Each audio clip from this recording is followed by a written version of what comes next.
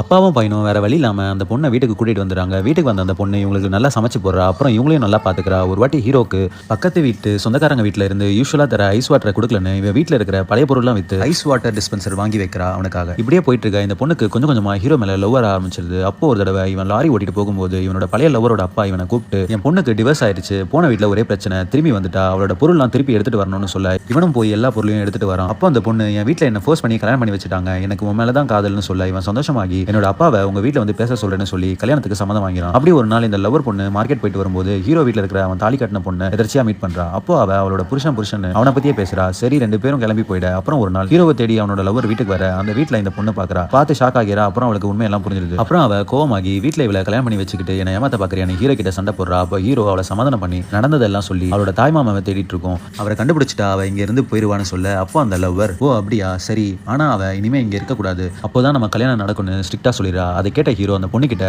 எப்ப போறேன்னு கேட்டு எரிஞ்சு விழறான்.